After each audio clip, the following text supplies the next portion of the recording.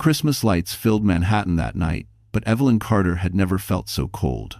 She stood just behind the ballroom doors, clutching a clipboard she had checked 100 times already.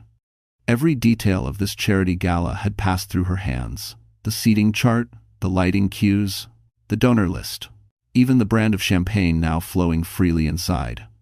Yet somehow, she wasn't on the list anymore. Not as staff, not as a guest, not as anything. Her phone vibrated again. No messages, just silence.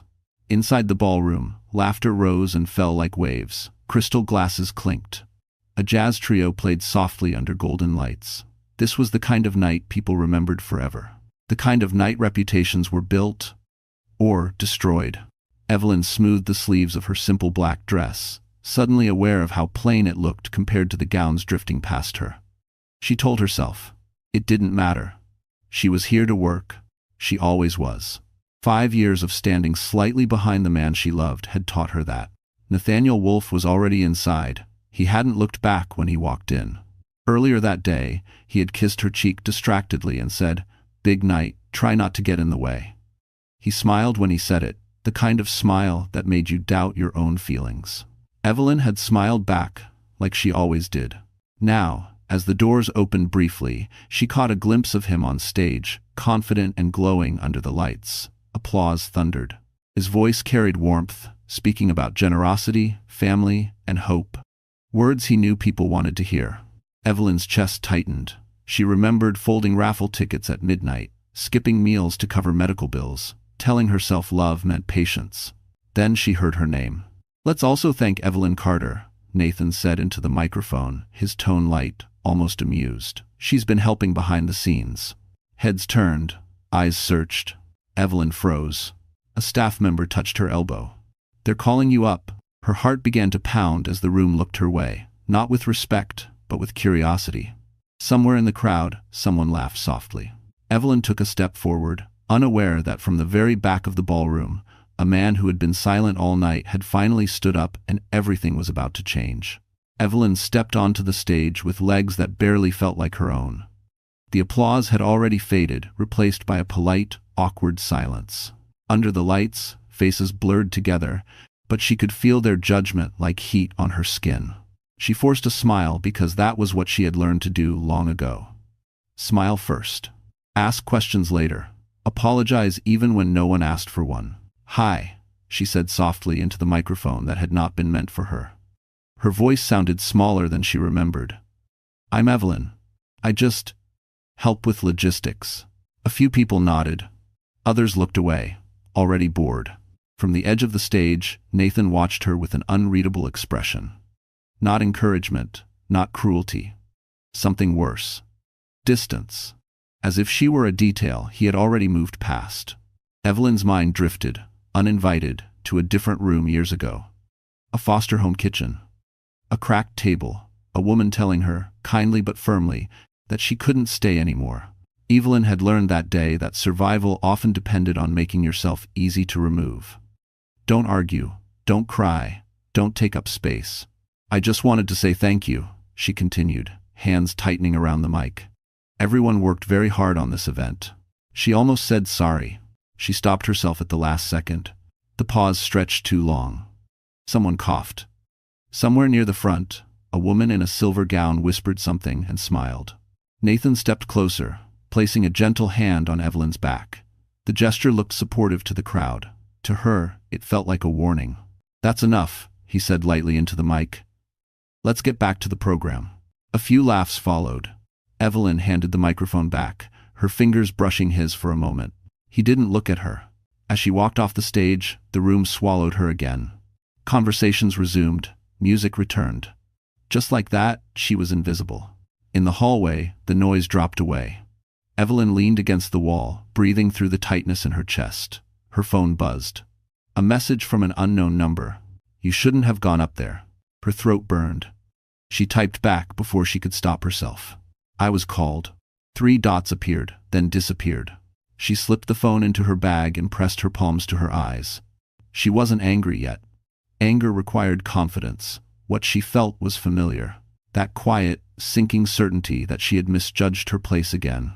She thought of Maggie, waiting at home, proud just to know Evelyn had helped build something beautiful. Evelyn wondered how she would explain tonight, how she would soften it, how she would say, "It's okay," even when it wasn't. Down the hall, a door opened. Laughter spilled out, followed by footsteps. Evelyn straightened quickly, wiping her face. She didn't see the man watching her from across the corridor, his expression dark and focused, as if he had just recognized a truth he could no longer ignore. Evelyn stayed in the hallway longer than she should have, waiting for the tightness in her chest to ease. It didn't. Every laugh from the ballroom sounded sharper now, like it was aimed at her. She checked her phone again. No messages. No instructions. For the first time that night, she realized no one was expecting her to do anything else. That should have been a relief. It wasn't. She walked back toward the operations desk near the service entrance, the place she had lived for weeks while preparing this gala. The table was spotless now, too spotless. Her folders were gone. The labeled envelopes she had organized by hand had vanished. Even her water bottle was missing. "Hey," she said, to a junior coordinator she recognized. "Did someone move my stuff?" The woman hesitated, eyes darting away. "I thought you already left." "Left?" Evelyn repeated. "Nathan said you were done for the night." The words hit harder than the scene on stage. Done. As if she were a task that had been checked off and discarded. Evelyn forced a nod. "Okay. Thanks." She stepped aside and opened her laptop, logging into the shared drive. The screen refreshed. Her access was gone. Not restricted, removed. Her name no longer appeared on the team list. She refreshed again, hoping it was a glitch. It wasn't. Her phone buzzed. "Nathan, we'll talk later. Tonight is sensitive." Sensitive. The word made her hands shake. She typed back carefully. "Did I do something wrong?" Minutes passed. No reply. Evelyn closed the laptop and stared at her reflection in the dark screen. For years, she had told herself she was lucky. Lucky to be loved by someone respected. Lucky to stand close to power, even if she never held it herself. Now she saw the truth forming, slow and cruel. She wasn't standing beside Nathan. She was standing in the way. As she turned to leave, she nearly collided with Laurel Price. Laurel's smile was calm, practiced. The kind that belonged on magazine covers. "Oh," she said lightly. "You're still here." "Yes," Evelyn replied, unsure why she felt the need to justify it. "I'm just wrapping up." Laurel glanced toward the ballroom. Nathan hates messes, especially emotional ones. Evelyn swallowed. "Is there something you need?" Laurel stepped closer, lowering her voice. "I think you should go home. Tonight isn't for people like you." "People like you?" Before Evelyn could respond, Laurel's phone rang. She answered immediately, her tone softening. "I know. I'm coming." She walked away without another glance. Evelyn stood frozen, her mind racing. She had spent years making herself useful, invisible, agreeable. She had believed that if she worked hard enough, loved patiently enough, she would earn permanence. Instead, she was being erased in real time. Down the corridor, she noticed a man standing near the fire exit, watching the ballroom with quiet intensity. He wasn't dressed like a guest. No champagne, no smile. When his eyes met hers, he didn't look away. For a moment, Evelyn felt seen. Not pitied, not dismissed. Seen. Then a staff member approached her again. "Security needs you to leave the restricted area." Evelyn nodded, picking up her coat. As she walked toward the exit, she didn't know that this was only the beginning. Nathan wasn't just pushing her out of the room. He was rewriting the story so she had never belonged there at all. Evelyn stepped back into the ballroom through a side entrance, moving along the wall the way she always did when she didn't want to be noticed. The room was glowing now, alive in the way it only became once the program settled into its rhythm. Everything was working exactly as planned. The lighting was warm, the music flowed smoothly, the donors looked pleased. It should have felt like a victory. Instead, it felt like standing outside her own life. She recognized every detail. The placement of the floral arrangements, the timing of the servers, the angle of the spotlight above the stage. She had fought for those things, stayed late, compromised, fixed mistakes that weren't hers. And now, no one was looking at her as the person who made it all possible. They were looking through her. A group of guests passed by, laughing. One of them glanced at Evelyn and hesitated, as if trying to place her face. Evelyn held her breath, waiting for recognition that never came. The woman turned away, already distracted by something brighter. Near the front, Laurel stood beside Nathan, her hand resting lightly on his arm. They leaned toward each other, speaking in low voices. Laurel laughed, touching his sleeve as if it belonged to her. Nathan smiled down at her in a way Evelyn had not seen in months. Not since before things became complicated. Not since Evelyn had started asking for reassurance, instead of just giving it. Her stomach twisted. Evelyn moved closer to the operations area, hoping to ground herself in something familiar. But even there, she felt like an intruder. The new coordinator avoided her eyes. A security guard shifted subtly, watching her movements. She was no longer part of the machinery. She was a loose piece. Unwanted. Her phone buzzed again. Nathan. Don't make this harder than it needs to be. She stared at the message, the words blurring slightly. Harder for who? For him? For Laurel? Or for the version of herself that still believed love meant loyalty? Evelyn typed slowly. I just want to understand. The reply came almost instantly. There are things you don't need to understand. That was the moment something inside her finally cracked. Not loudly, not dramatically, just enough to let the truth seep in. This wasn't confusion, it was control. And she had been giving it to him, willingly. A ripple of applause drew her attention back to the stage. Nathan had just finished another polished remark. Laurel stood beside him now, fully visible, no longer hiding in the background. A few people clapped harder. Someone whistled softly. It was a presentation. A message. Evelyn felt her face burn. She wasn't being replaced quietly. She was being overwritten. From the far side of the room, she noticed the man again. The one she had seen earlier near the fire exit. He hadn't moved much. He wasn't applauding. His eyes followed the stage, then shifted briefly to Evelyn. Their gazes met for a second longer this time. He nodded once. Almost imperceptibly. It wasn't comfort, it wasn't help, but it was acknowledgement. And somehow, that mattered more than she expected. A voice spoke near her shoulder. You're not supposed to be here anymore. Evelyn turned. A security supervisor stood there, polite but firm. I'm just watching, Evelyn said quietly. The man shook his head. Orders came down. I need you to step outside. As she walked toward the exit, the doors closing softly behind her, Evelyn realized the gala would be remembered as a success. Photos would be shared, toasts would be made, Nathan would be praised, and her name would be missing from every version of the story. The cold hit Evelyn the moment she stepped outside. The doors closed behind her with a soft, final sound, sealing in the music and warmth she had helped create. For a second, she just stood there, breathing in the sharp winter air, telling herself not to cry. Not yet. Crying would mean admitting she had lost something she was still pretending to understand. Through the tall glass panels, she could still see the ballroom. The stage lights shifted slightly, brighter now, as if preparing for another reveal. Guests leaned forward in their seats, sensing a change in energy. Evelyn followed their gaze. Laurel Price stepped fully into the spotlight. She hadn't rushed it. She walked with ease, her posture relaxed, her expression serene. The dress she wore caught the light perfectly, silver against gold, elegant without trying too hard. She looked like she belonged there, like she had always belonged there. Nathan turned toward her, offering his arm. The gesture was slow, deliberate. A presentation. Murmurs rippled through the room. Smiles spread, heads nodded. This made sense to them. Laurel fit the image. Polished, confident, untouched by doubt. Evelyn watched as Laurel leaned in, whispering something that made Nathan laugh softly. It was an intimate sound, one Evelyn had not heard in a long time. The screen behind them lit up with images from the Foundation's recent projects. At some point, without explanation, Laurel's name appeared alongside Nathan's as a key strategic partner. The applause that followed was warm and approving. Outside, Evelyn's hands curled into fists. This wasn't just a replacement. It was a coronation. She felt foolish for not seeing it sooner. The subtle exclusions, the meetings she hadn't been invited to, the way Nathan had stopped asking for her opinion and started informing her of decisions after they were made. She had told herself it was stress, that success required sacrifice, that love sometimes meant standing quietly to the side. Inside, Laurel accepted a microphone. Her voice carried easily through the glass.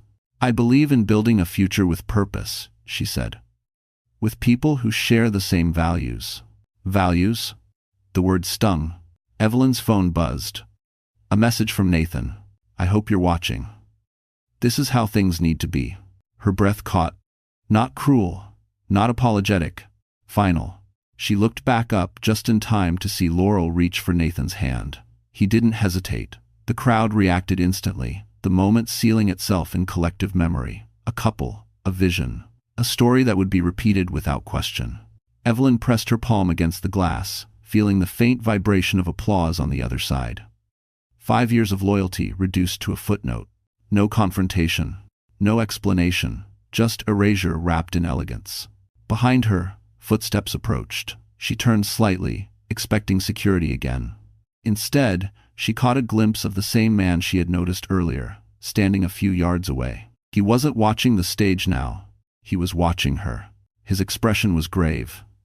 Not surprised, as if this outcome confirmed something he had already suspected. Evelyn looked back at the ballroom one last time. Laurel stood at the center, radiant and victorious. Nathan's world had moved on without her. What Evelyn didn't know was that queens built on lies rarely keep their thrones for long. Evelyn didn't realize she was being called back inside until the music stopped. At first, she thought it was her imagination, a pause in the rhythm, a shift in tone. Then she heard Nathan's voice again, smooth and confident, carrying through the glass doors she was still standing beside. "And before we continue," he said, "I want to acknowledge someone who helped make tonight possible." Evelyn's stomach dropped. She stepped closer to the door, her heart pounding now, every instinct telling her to walk away. But years of training herself to respond, to comply, to not cause trouble, pushed her forward. Inside, heads turned. People leaned toward one another, curious again. Nathan continued, "Evelyn Carter has been assisting our team with logistics. She's been very helpful." 18. Helpful. The word landed like a slap. A staff member opened the door and gestured for her to come in. Evelyn hesitated only a second before stepping back into the warmth and light. The contrast was disorienting. Moments ago, she had been erased. Now she was being summoned like an afterthought. She walked slowly toward the stage. Each step felt heavier than the last. Conversations hushed as she passed. Some faces showed recognition, others confusion. A few carried something sharper, pity. When she reached the bottom of the stage, Nathan looked down at her, smiling politely. The microphone was already in his hand. "Say a few words," he said, not quietly enough for it to be private. Evelyn looked at the mic, then at him. Her mouth went dry. "I didn't prepare anything," she said. "That's okay," Nathan replied easily. "Just keep it short." Laughter rippled through the audience, light and forgiving. Evelyn felt the heat rush to her face. This wasn't gratitude, it was theater. She took the microphone. The sound system amplified the small catch in her breath. Under the lights, she felt exposed, stripped of context, reduced to a role she hadn't chosen. "Hi," she began. The room was silent now. "I'm Evelyn." She paused. For a split second, she considered telling the truth. About the nights she slept on her office couch. About the mistakes she fixed quietly so others could shine. About the loyalty she gave freely and the cost of it. But the weight of the room pressed down on her. "I just wanted to say thank you," she continued, her voice steady despite the storm inside. "To everyone who worked so hard on this." She handed the mic back quickly, before her composure could break. Nathan accepted it without missing a beat. "See," he said warmly, "teamwork." More laughter. Applause. Short, polite, dismissive. Evelyn stepped away, her ears ringing. As she reached the edge of the stage, she caught Laurel's eyes. Laurel's expression was calm, almost kind. The kind of kindness that didn't include you. As Evelyn walked back through the crowd, she realized what had just happened. Nathan hadn't invited her back to honor her. He had brought her out to place her beneath him, publicly and permanently, to make it clear where she stood. Behind her, the program resumed as if nothing unusual had occurred. But from the back of the room, the same man watched closely, his jaw tightening. The mic had done exactly what it was meant to do. It had shown everyone who Nathan wanted Evelyn to be. Evelyn barely made it 3 steps from the stage before Nathan's voice stopped her again. "Actually," he said into the microphone, his tone casual, almost playful. There's one more thing I should be honest about tonight. The room stilled. People sense drama the way animals sense weather. Evelyn turned slowly, a quiet dread blooming in her chest. Nathan hadn't looked at her when he spoke. He was looking at the audience, at the donors, at the people whose approval mattered. We believe in transparency here, he continued, especially during the holidays, especially when it comes to relationships. A few people laughed softly, expecting a joke. Nathan smiled.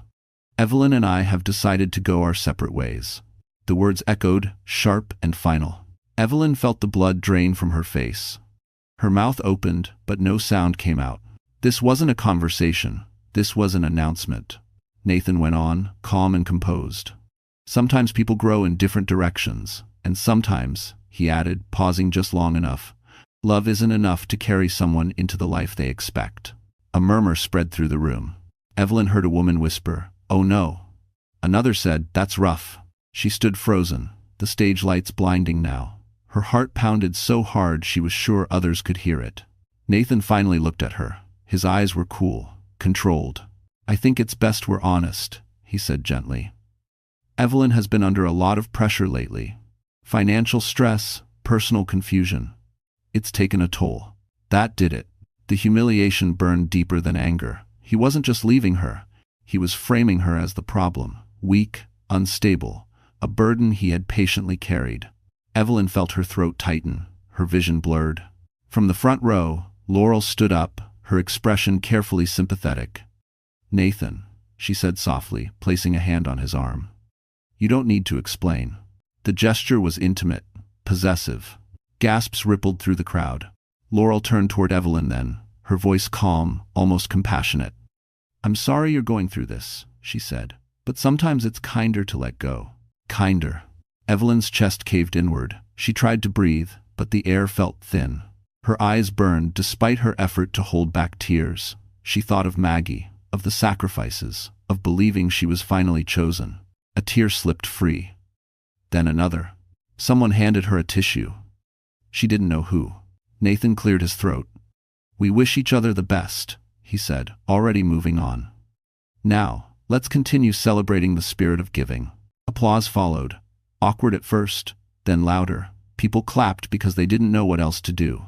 Evelyn stood there, crying silently, while the room decided it was more comfortable to applaud than to care. She felt smaller than she ever had, smaller than the foster homes, smaller than the nights she slept hungry. This pain was different. This was public, permanent. At the edge of the room, Maggie had risen halfway from her seat, hands trembling. A staff member gently urged her back down. Evelyn wiped her face with shaking fingers and stepped away from the stage. No one stopped her this time. As she disappeared into the crowd, she didn't see the man at the back of the room stand up, his expression dark with something far more dangerous than sympathy. Justice. Evelyn didn't remember how she got out of the ballroom. One moment she was pushing through a crowd that refused to meet her eyes, and the next she was standing in a quiet service hallway, the music behind the walls muffled and distant. The air felt colder here, thinner, as if the building itself had turned its back on her. Her knees buckled without warning. She caught herself against the wall, one hand pressed flat to the marble as she tried to breathe. In, out, slow, the way she had learned to do years ago when panic came without permission. Her chest burned, her fingers tingled, and the tears she had held back all night finally spilled freely. She covered her mouth, ashamed of the sounds escaping her, even though no one was supposed to be there. "I'm okay," she whispered to no one. The lie tasted bitter. Footsteps echoed. Evelyn straightened quickly, wiping her face with the back of her hand. Maggie appeared at the end of the hall, her small frame wrapped in a coat too thin for the cold. Her eyes widened when she saw Evelyn's face. "Oh, sweetheart," Maggie said, crossing the distance faster than Evelyn thought possible. Before Evelyn could speak, Maggie pulled her into a tight embrace. The warmth of it broke something open. Evelyn sobbed against her shoulder, the kind of crying that came from somewhere deep and old, layered with years of swallowed pain. They did this on purpose. Evelyn managed between breaths. "He planned it." "I know," Maggie said softly. "I saw." Evelyn pulled back, startled. "You did?" Maggie nodded, her jaw tight. I've lived long enough to recognize cruelty dressed up as kindness. Is formant. Evelyn laughed weakly through tears. I thought, if I just worked harder, stayed quieter, he'd choose me. Maggie cupped her face, forcing Evelyn to look at her. Anyone who makes you smaller so they can feel bigger never planned to choose you. The words sank in slowly, painfully true. A voice cleared behind them. Miss Carter. Evelyn turned. A security supervisor stood a few feet away, his expression unreadable. I'm going to need you to exit the building, he said. We've been instructed to escort you. Escort. The word landed hard. Maggie stepped forward immediately. She's not a criminal. The man hesitated. Ma'am, I'm just following orders. Evelyn squeezed Maggie's hand. It's okay, she said quietly. I don't want to be here anymore. As they walked down the corridor toward the service exit, Evelyn felt the full weight of what she was losing settle over her. Her job, her relationship, her reputation, all unraveled in one night, under Christmas lights. At the exit, the cold rushed in again. Snow had started to fall, soft and indifferent. Behind them, a man stepped out of the shadows, the same one Evelyn had noticed all evening. He watched the security guard leave, then approached slowly. Evelyn Carter, he said calmly. My name is Thomas Reed. She wiped her face, exhausted. I'm sorry, I don't. I know what they did to you tonight, he said, and I know why. Her heart skipped. Why? Thomas looked back at the building, where laughter still glowed through the windows. Because they believe no one like you ever fights back. Evelyn stared at him, the snow melting on her lashes, unaware that this hallway breakdown had just been witnessed by the one person capable of turning the night against them all. Evelyn stood just outside the service exit, the cold biting through her coat as snow drifted down in slow, careless flakes. Maggie stayed close beside her, one arm firm around Evelyn's back, as if afraid she might disappear if she let go. The city moved on around them, cars passed, laughter echoed from somewhere down the block. Christmas didn't pause for broken hearts. Thomas Reed remained a few steps away, giving them space. He didn't rush, he didn't soften his expression to appear kind. He simply waited, like someone who understood that timing mattered more than words. Evelyn finally broke the silence. You said you know why they did this to me, she said quietly. Why? Thomas looked at her for a long moment, as if weighing how much truth she could carry in one night. Because you were never meant to stay invisible, he said. And because Nathan Wolfe has been hiding behind people like you for years. Maggie stiffened. Hiding what? Risk, Thomas replied. And misconduct. Evelyn shook her head slowly. I don't understand. Expensive. Thomas reached into his coat and pulled out a slim folder, careful not to open it yet. I advise donors and boards on ethical exposure, he said. Tonight's gala wasn't just about charity, it was an evaluation. Quiet, internal. Evelyn's breath caught. An evaluation of who? Thomas met her eyes. Nathan. The words settled heavily between them. For months, Thomas continued, there have been concerns about how funds are managed, how staff are treated, how narratives are controlled. People like Nathan survive by looking untouchable. Family man, visionary, moral voice. Maggie let out a short, humorless laugh. I knew it. Thomas nodded. Tonight, he thought he was securing his position, presenting Laurel, erasing you. Simplifying the story. Evelyn's hands trembled. So I was collateral damage. No, Thomas said firmly. You were the test. She looked up sharply. People under scrutiny reveal themselves when power shifts, Thomas went on. Nathan chose cruelty. Publicly. On Christmas. That tells us everything. Evelyn wrapped her arms around herself, trying to process the weight of his words. Then, why didn't you stop it? Because stopping it wouldn't have exposed him, Thomas said. Letting him speak did. Maggie bristled. That doesn't make what happened okay. No, Thomas agreed. It doesn't. And I won't pretend it does. Evelyn's voice shook. I lost my job, my reputation, everything. Today. Thomas opened the folder just enough for her to see neatly organized documents. Emails, seating plans, approval chains. You lost nothing you didn't earn honestly, he said, and you gained something he never expected. What? Evelyn asked. The truth, Thomas replied. And witnesses. Snow collected on Evelyn's hair, melting into damp curls. For the first time since stepping onto that stage, she felt something unfamiliar rise beneath the pain. Not hope, clarity. Thomas closed the folder. "I'm not here to rescue you," he said. "I'm here to tell you that tonight didn't end your story. It started an investigation." Evelyn swallowed hard. "What happens now?" Thomas looked back at the glowing building behind them. "Now," he said, "the man who made you cry is going to learn what it feels like to be powerless." Evelyn didn't smile. Not yet. But for the first time that night, she believed him. Evelyn didn't sleep that night. She sat at the small kitchen table in Maggie's apartment, staring at a mug of tea that had long gone cold. Outside the window, the city was quieter than usual, as if even Manhattan needed to catch its breath after Christmas Eve. Maggie had fallen asleep on the couch, exhaustion finally overtaking worry, but Evelyn's mind refused to slow down. Thomas Reed's words replayed again and again. "You were the test." Around 3 in the morning, Evelyn's phone buzzed. She flinched, then picked it up. An email. Sender unknown. Subject: documentation. Please read carefully. Her pulse quickened. She hesitated only a second before opening it. Inside were files. Dozens of them. Spreadsheets, internal emails, approval chains with Nathan Wolf's name appearing again and again. Transfers that didn't quite add up. Payments routed through shell vendors. Notes marked confidential that should never have existed. Evelyn's hands shook as she scrolled. This wasn't a misunderstanding. It wasn't a gray area. It was systematic. She thought back to the late nights Nathan claimed he was handling donor relations, the way he dismissed her questions about budgets, how he once joked that accounting details were too heavy for her. She had believed him. Or maybe she had wanted to. Another email caught her eye. A thread discussing the gala seating arrangement. Nathan's message was short and cold. Move Evelyn Carter off the official list. Keep her role informal. Less exposure. Her chest tightened. So it had been planned. Not just the breakup, not just the humiliation, the erasure. At dawn, Maggie stirred and sat up slowly. "You're still awake," she said softly. Evelyn turned the laptop toward her. "He's been stealing," she said. The word felt strange in her mouth. Heavy. Real. Maggie read in silence, her face hardening with every page.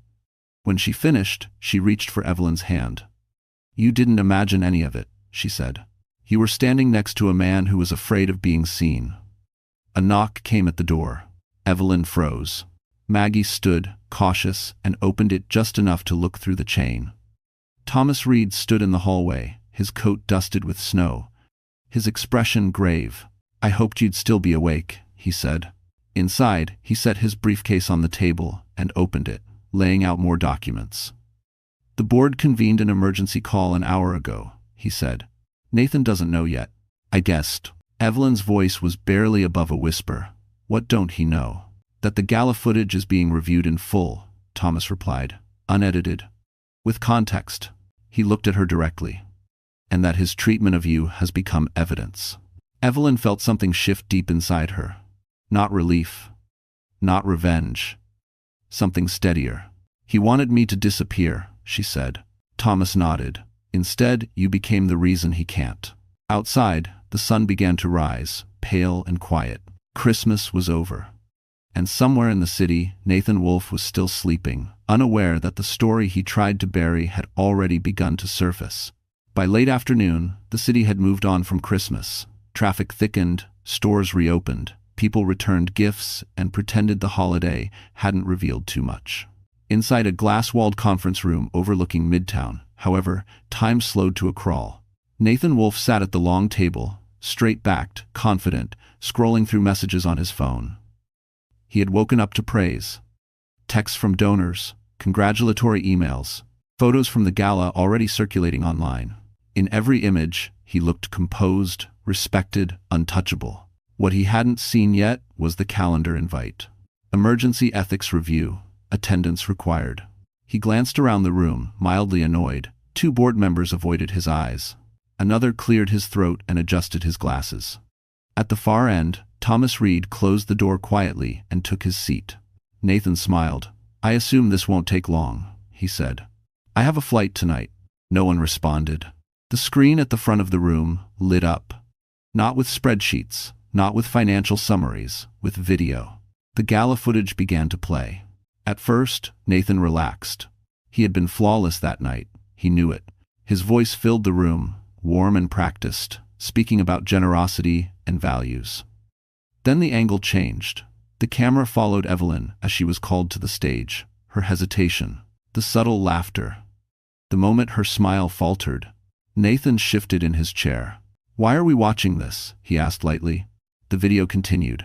His words replayed, stripped of charm in the sterile silence of the room. Love isn't enough, financial stress, personal confusion. The footage cut to Evelyn's face as she cried. No one spoke. Nathan's jaw tightened. "This is out of context." Thomas leaned forward. "Then, by all means," he said calmly, "provide the context." Another file opened. Emails appeared on the screen. Nathan's emails, instructions about seating, about removing Evelyn from official records, about keeping her role informal, each time-stamped, each verified. A woman on the board exhaled slowly. "You orchestrated this." Nathan stood abruptly. "This is a personal matter." "No," Thomas replied. "It became a professional one the moment you used this organization to execute it." The room felt smaller now. He could feel it closing in. A new document appeared. Financial transfers, irregularities, notes marked urgent, patterns impossible to ignore. Nathan's confidence finally cracked. "I can explain." "Sit down," the board chair said quietly. Nathan froze, then obeyed. "For years," the chair continued, "we trusted your judgment, your values. Last night, you demonstrated neither." Silence pressed in, heavy and final. At the same moment, across town, Evelyn sat with Maggie, her phone buzzing nonstop, messages from former colleagues. Quiet apologies. One text stood out. "They're reviewing everything." Evelyn didn't reply. She didn't need to. Back in the boardroom, Thomas delivered the final blow. Effective immediately, Nathan Wolfe is suspended pending full investigation. Lesk. Nathan looked around the table, searching for support. He found none. "This isn't over," he said, his voice low. The chair met his gaze. "For you, it is." As Nathan gathered his things, his hands shook slightly. Outside, the city went on as usual. Inside, the story he had controlled for years collapsed in a single afternoon. And, for the first time, the room was quiet enough for the truth to be heard. The email arrived at 6:12 a.m. Evelyn was already awake, sitting on the edge of the bed, watching the pale winter light creep through the curtains. Maggie was still asleep in the other room, breathing softly, unaware that another blow was about to land. When Evelyn saw the sender's name, her stomach tightened. HR department, short, impersonal, final. She opened it slowly. "Due to recent events and pending organizational review, your contract is terminated effective immediately. Access to systems has been revoked. We wish you the best." That was it. No acknowledgement of years of work, no mention of Christmas Eve, no apology, just a clean cut, as if she were a risk that needed to be removed before it contaminated anyone else. Evelyn stared at the screen, waiting for anger to come. It didn't. What followed was heavier, a dull, hollow pressure in her chest, like the echo left after something collapses. She set the phone down and pressed her hands against her thighs to steady herself. Job gone. Health insurance gone. The small sense of stability she had built piece by piece gone. For a brief moment, a cruel thought crossed her mind. Maybe Nathan was right. Maybe she really was the problem. The thought scared her more than the email. In the kitchen, the kettle clicked off automatically. Evelyn poured hot water over a tea bag she didn't remember placing there. Her movements felt distant, automatic, like she was watching herself from across the room. Maggie appeared in the doorway a few minutes later, wrapped in a sweater, hair uncombed. She took one look at Evelyn's face and knew. "They let you go," Maggie said softly. Evelyn nodded. "This morning." Maggie crossed the room and pulled out a chair. She didn't rush to comfort. She didn't fill the space with forced optimism. She simply sat beside Evelyn and took her hand. "You didn't lose your job because you failed," Maggie said. "You lost it because someone needed a shield. It's all the staters." Evelyn's throat tightened. "I don't know how I'm supposed to fix this." "You're not," Maggie replied. "You didn't break it." Evelyn's phone buzzed again. Another message, then another. This time, not from HR, from former coworkers. Short notes, careful words. I'm so sorry. This isn't right. I wish I'd said something sooner. She didn't answer any of them. Then a new message appeared. Thomas, read. They've terminated you to limit exposure. That's expected. It won't hold. Evelyn read it twice. She typed back slowly. What if it does? The reply came almost immediately. Then we escalate. Evelyn closed her eyes. Part of her wanted to disappear, to retreat into something small and quiet where no one could hurt her again. But another part, one she barely recognized yet, felt a low, steady resistance. Nathan had taken her job. He had taken her dignity in public, but he hadn't taken her truth. Outside, the city woke fully now. Sirens in the distance, footsteps on the sidewalk. Life continuing, indifferent and relentless. Evelyn straightened her shoulders. She had lost everything again, but this time, she knew why. By noon, Evelyn's name was everywhere. She didn't go looking for it. She didn't open social media or search the news. But the world had a way of pushing ugly things into your hands, whether you asked for them or not. Her phone buzzed nonstop on the kitchen counter, lighting up with notifications she refused to touch. Maggie finally picked it up first. Oh no, she murmured. Evelyn looked up. What is it? Maggie hesitated, then turned the screen toward her. A short video clip was spreading fast. Grainy, cropped, taken from someone's phone during the gala. It showed Evelyn on stage, her eyes glossy, her hands shaking slightly as Nathan spoke off camera. But the sound was edited. His words were gone. Laurel's presence erased. The clip ended right on Evelyn's tears. The caption read, Charity Gala turns awkward as director's girlfriend breaks down on stage. Pressure finally gets to her. Thousands of comments followed. Some sympathetic. Many cruel. She looks unstable. Why would she cry like that in public? Another woman trying to play victim. Evelyn felt her stomach drop. This was Nathan's final move. If he couldn't control the truth, he would flood the world with a simpler lie. One where she was emotional, unreliable, disposable. A liability no organization would want to defend. Maggie's voice shook. They cut everything else out. That's the point, Evelyn said quietly. Her phone rang. An unknown number. She ignored it. Then another call came through, and another. Finally, a message appeared from Laurel. I think it's better if you stay quiet right now. For your own good? Evelyn stared at the words, a bitter laugh escaping her before she could stop it. Even now, Laurel framed herself as reasonable, protective, as if Evelyn were a child who needed guidance instead of a woman being erased. For the first time, anger rose clean and sharp. She typed back one sentence. Stop contacting me. 3 dots appeared, then vanished. Across town, Nathan sat in his apartment, watching the same clip play on repeat. He told himself this would work. Public opinion was fickle. Attention spans were short. By the time the investigation finished, people would already have made up their minds. He told himself Evelyn would fade. Back in Maggie's kitchen, Thomas Reed called. They're testing how you respond, he said calmly. Evelyn leaned against the counter, exhausted. If I say nothing, I look guilty. If I defend myself, I look desperate. Yes, Thomas replied. That's the trap. So what do? You wait, he said, and you document everything. Evelyn closed her eyes. Waiting had never ended well for her before, but this time was different. Within hours, a second clip surfaced. Then a third. People who had been at the gala began posting their own recordings, longer ones. Unedited, Nathan's words became clearer. Laurel's hand on his arm impossible to miss. The laughter in the room suddenly sounded uglier when heard in full. The narrative began to wobble. Comments shifted. That's not what the first clip showed. Why was she even called up there? This feels planned. Levin. Evelyn watched it happen from the sidelines, her heart pounding.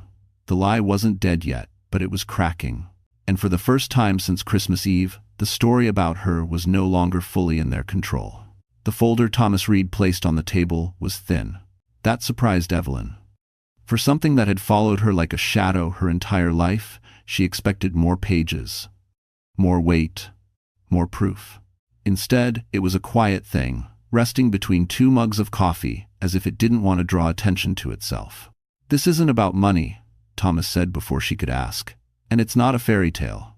Evelyn nodded slowly. She didn't want a fairy tale. She wanted the truth, the kind that didn't flinch. Thomas opened the folder. Inside were photocopies of old reports, some yellowed with age, a missing person notice, a closed investigation. A name she had seen only once before, scribbled in the margin of a foster care document when she was 13. Daniel Carter. Her chest tightened. "That's my last name," she said quietly. "It was his too," Thomas replied. Before he disappeared, Maggie leaned forward, her hands clasped. "Disappeared how?" "Wrong place, wrong time," Thomas said. "He was a financial compliance analyst. He flagged irregularities at a private foundation connected to powerful people. Before it went public, he vanished." Evelyn's pulse thudded in her ears. "You're saying he was killed?" "No," Thomas said carefully. "I'm saying the case was buried." He slid another page forward. "Your mother was advised to sever all ties. New address, new name for you, protection without acknowledgement." Evelyn stared at the paper. Memories flickered. Her mother's constant fear. The sudden moves, the way questions were always deflected with silence instead of lies. "She told me he left," Evelyn whispered. "He did," Thomas said. "So you could stay." The room felt unbearably still. "Why are you telling me this now?" Evelyn asked. "Because Nathan Wolfe didn't choose you by accident," Thomas said. "He didn't know everything, but he knew enough. Your background, your lack of connections, your instinct to endure." Maggie's voice trembled. "He used her." "Yes," Thomas said. "And he underestimated her." Evelyn let out a slow breath. All her life, she had believed she came from nothing, that she was replaceable because she was unrooted. Now she understood the truth was more complicated and far heavier. "So, my father tried to do the right thing," she said. "And paid for it," Thomas replied. Quietly, Evelyn closed the folder. Her hands were steady. "I don't want revenge," she said after a moment. "I don't want his name dragged into this." Thomas studied her. "That restraint," he said, "is exactly why you're not like them." Maggie reached over and squeezed Evelyn's hand. "Your father would be proud." Evelyn swallowed hard. For the first time, the ache she carried wasn't just loss, it was connection. Her phone buzzed on the table. A notification from a major outlet. Breaking. Foundation Board expands investigation into senior leadership conduct. Evelyn looked up. Thomas gave a small nod. "The truth doesn't always come loudly," he said. "But once it starts moving, it doesn't stop." Evelyn leaned back in her chair, the weight of generations settling into place. She hadn't been invisible. She had been protected. And now, finally, she was standing where she belonged. The first subpoena went out quietly. No press release. No breaking banner on television. Just certified envelopes delivered to offices that had never expected to be questioned. Evelyn learned this from Thomas Reed during a phone call that afternoon. His voice calm in a way that suggested the storm had already passed its point of no return. "They're not starting with Nathan," he said. "They're starting with the money." Evelyn sat by the window, watching pedestrians hurry through the cold, each of them wrapped in their own private urgency. "Why does that matter?" she asked. "Because people lie better than numbers do," Thomas replied. Within 48 hours, the pattern emerged. Vendors that didn't exist, consulting fees approved without oversight, charitable funds routed through subsidiaries that led back, inevitably, to accounts Nathan Wolfe controlled indirectly. He hadn't taken everything, just enough to feel entitled, just enough to believe no one would notice. Evelyn scrolled through the reports Thomas shared, her jaw tightening with every page. She recognized some of the events listed. Fundraisers she had organized. Budgets she had been told were tight this year. Moments when she had cut corners to save money, unaware the savings were feeding someone else's ambition. "He let me believe we didn't have enough," she said quietly. "Yes," Thomas answered. "Because if you had known the truth, you would have asked questions." Across town, Nathan sensed the shift before he saw the proof. Calls stopped being returned. Meetings were postponed indefinitely. His inbox filled with polite acknowledgments instead of enthusiasm. Laurel asked him that night, her voice tight, "Why won't anyone confirm the timeline?" He snapped at her. "They're overreacting." But he didn't believe it. When the official notice arrived requesting financial records, correspondence, and personal disclosures, Nathan's hands shook as he read it. This wasn't a warning. It was a dismantling. He tried to get ahead of it. A statement was drafted, blaming administrative errors. A junior accountant was quietly offered compensation in exchange for silence. Lawyers were called. Favors were invoked. But for the first time, the machinery that had always protected him failed to respond. Because the evidence didn't live in one place. It lived everywhere. At Maggie's apartment, Evelyn listened as Thomas explained the next step. Once intent is established, he said, it stops being an ethics issue. It becomes criminal. Evelyn closed her eyes. She felt no joy, no triumph. Just a steady, sobering clarity. He ruined lives, she said. Not just mine. Yes, Thomas replied, and that matters. The news broke 2 days later. Foundation executive under investigation for misuse of funds. Nathan's name followed in smaller print, but it was there. Unavoidable. Permanent. Laurel called Evelyn that night. Once, Evelyn let it ring. In his apartment, Nathan watched the screen as his image appeared beside words he had spent years avoiding. Fraud. Misconduct. Breach of trust. He finally understood what Evelyn had been to him. Not a weakness. A mirror. And the reflection had caught up. Laurel Price didn't expect the door to open. She stood in the hallway outside Maggie's apartment with perfect posture and trembling hands, rehearsing the speech she had practiced all morning. When Evelyn appeared, calm and unreadable, Laurel's confidence wavered for the first time. I just need 5 minutes, Laurel said quickly. Please? Ennis. Evelyn hesitated, then stepped aside. Not out of kindness. Out of curiosity. Inside, Laurel didn't sit. She paced, fingers twisting together, the polished composure finally cracking. Nathan lied to me, she blurted. About everything. Evelyn crossed her arms. That doesn't surprise me. Laurel swallowed. He told me you were unstable, that you wouldn't let go, that you were holding him back. Evelyn felt the words land, but they didn't cut the way they once would have. And you believed him? Yes, Laurel said, shame flooding her face. Because I wanted to. She reached into her bag and pulled out a folded document, holding it out like a confession. I'm pregnant. The room went still. Evelyn looked at the paper, then back at Laurel. The twist was sharp, unexpected, but strangely hollow. She felt no jealousy, no heartbreak, just a quiet sadness. He told me we'd build a family, Laurel continued. That the gala was the final step. That, after you were gone, everything would be clean. Evelyn's jaw tightened. You helped him hurt me. I know, Laurel whispered. And now I know, I wasn't special, I was convenient. Evelyn studied her. The desperation, the fear, the realization that the throne she had been given was made of paper. Why are you here? Evelyn asked. Because there's more, Laurel said. He has another account, not tied to the foundation. I didn't understand what it was at first. There stands. She slid a USB drive across the table. Evelyn didn't touch it. Why give this to me? Laurel's voice broke. Because if I don't, I'll spend the rest of my life explaining why I stayed silent. Evelyn considered her for a long moment. Then she nodded once. Thomas will handle it. Laurel exhaled, relief and terror mixing in her eyes. He's already preparing a statement, she said quietly, blaming me, saying I manipulated him.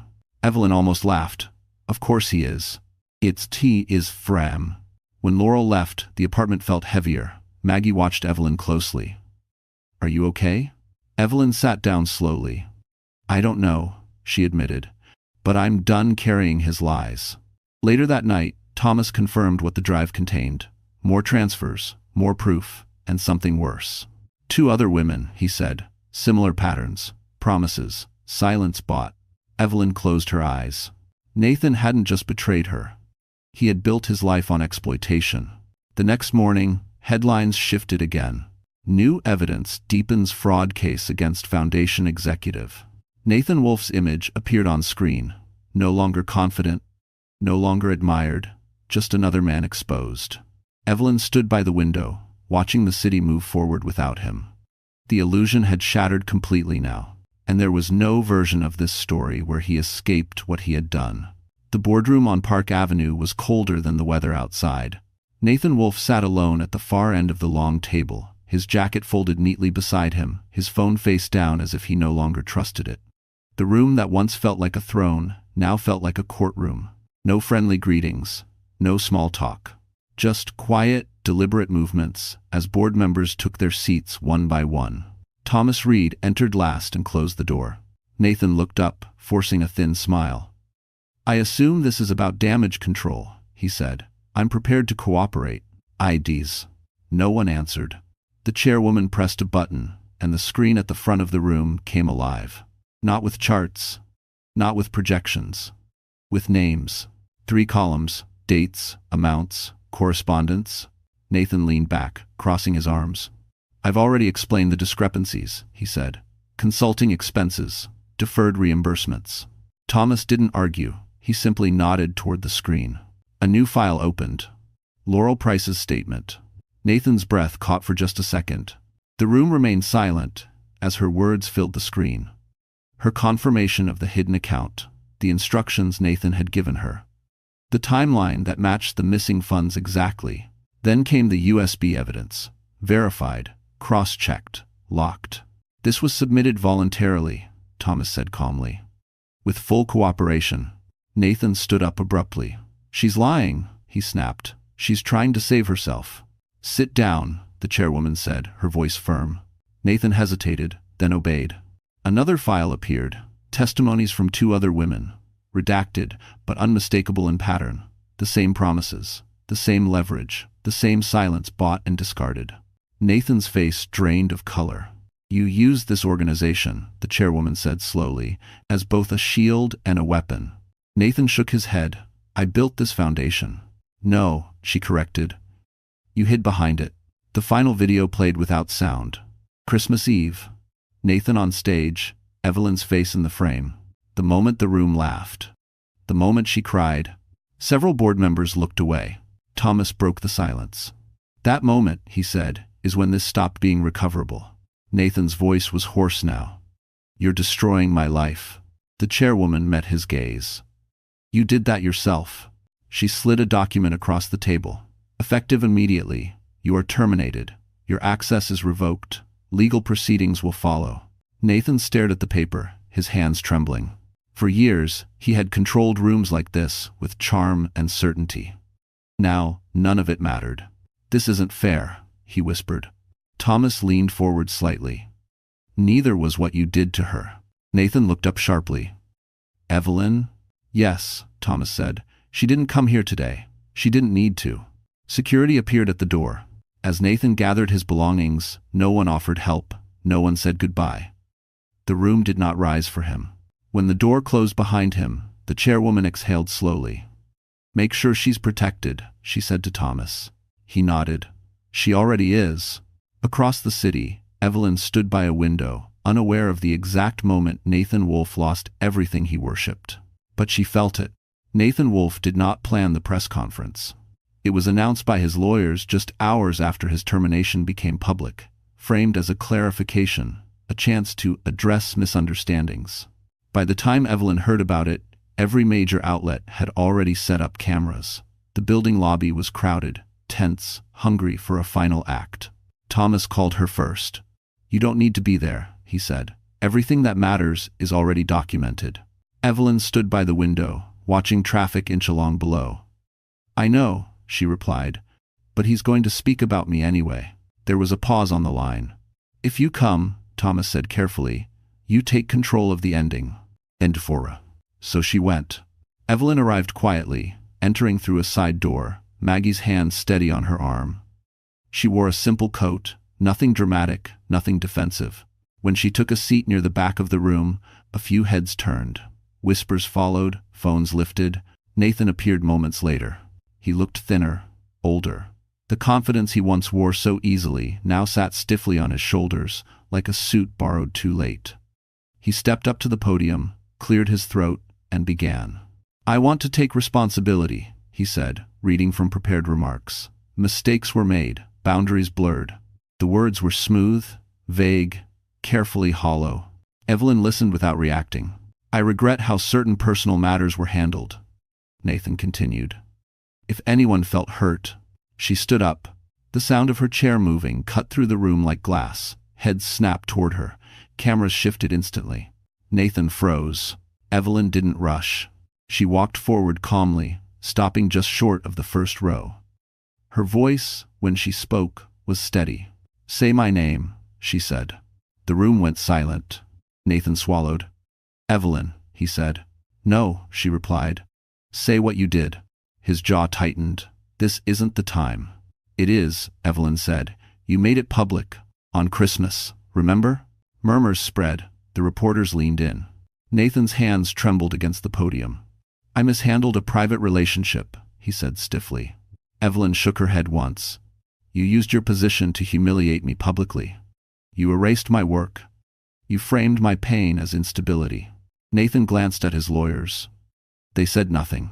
"And," Evelyn continued, "you stole from people who trusted you." The word landed hard. Nathan's face flushed. "That's under investigation." "So was my dignity," Evelyn replied. "You didn't wait for facts then." For a long moment, Nathan said nothing. Then something in him collapsed. "I'm sorry," he said finally, his voice breaking. "I'm sorry to Evelyn Carter, and to Margaret Lewis, and to everyone I hurt." The apology was imperfect. Late. Forced by circumstance. But it was public. Evelyn nodded once. That was all she needed. She turned and walked out without another word. Outside, the noise followed her for a moment, then faded. Maggie squeezed her hand. "You didn't raise your voice," she said softly. "You didn't need to." "And more fiver." Evelyn exhaled, the weight lifting slightly from her chest. Behind her, Nathan Wolfe remained at the podium, apologizing to a room that no longer believed him. And for the first time, the ending was no longer his to write. The fall didn't happen all at once. That was the cruelest part. Nathan Wolfe woke up the morning after the press conference, expecting the world to be quieter, maybe even forgiving. He told himself that scandals faded, that attention moved on, that he could rebuild somewhere else, with people who didn't know his name as well. But his phone told a different story. One by one, the things he valued most disappeared, not dramatically, not loudly, but with surgical precision. His professional memberships were suspended, invitations quietly withdrawn. A foundation board he once advised removed his profile from their website without explanation. His speaking engagements vanished from event calendars as if they had never existed. Even the people who had defended him went silent. Nathan scrolled through his contacts, stopping on names he had once considered untouchable. None of them answered. Not the donor who owed him favors. Not the executive who once called him essential. Not even the lawyer who had promised discretion. Power, he was learning, only protected those who could still offer it.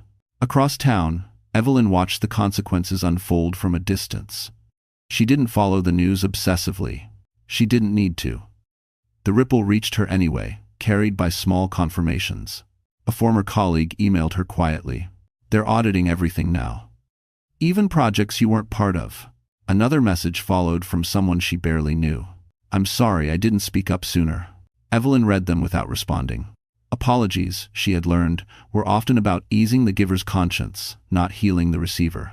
Nathan's apartment was the next thing to go. The lease, subsidized by connections he no longer had, was terminated early under a morality clause. He packed his life into boxes alone, the silence louder than any confrontation. Awards went into one box, framed photos into another. None of it felt real without an audience to validate it. Laurel didn't come by.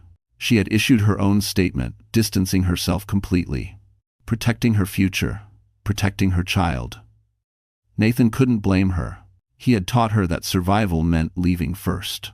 The final blow came quietly, in a certified letter. The foundation's insurers were pursuing restitution. The amounts were staggering, enough to ensure that whatever career Nathan rebuilt would begin under a shadow he could never fully escape.